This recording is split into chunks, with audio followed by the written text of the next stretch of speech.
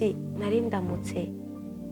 narindamutse numva hari akajambo mwe muyera yashize ku mutima wanje, hari jambo mwe muyera yashize ku mutima wanje numva twoganirako.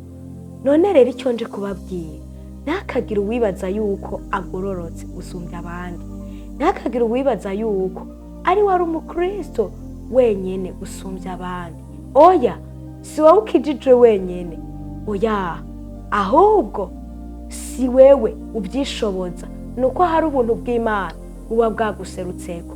Niyo mpamvu abo mwatanguranye iby'ubu bwami, niyo mpamvu abenshi mwatanguranye iby'agakiza, benshi byaranse.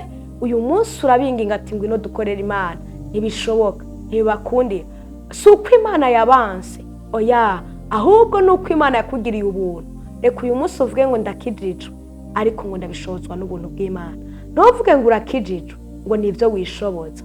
Ijambo ry'Imana ryanditse muri Tito igice ca 3 ku murongo wa 5, ucu hasoma havuga ngo iradukiza itadukirishije ibikorwa byo kugororoka twakoze, ariko imbabazi zayo n'ubuntu bwayo bizanwa no kuvuka ubwa kabiri. Ivyo nivyo biduhesha ubuntu bw'Imana.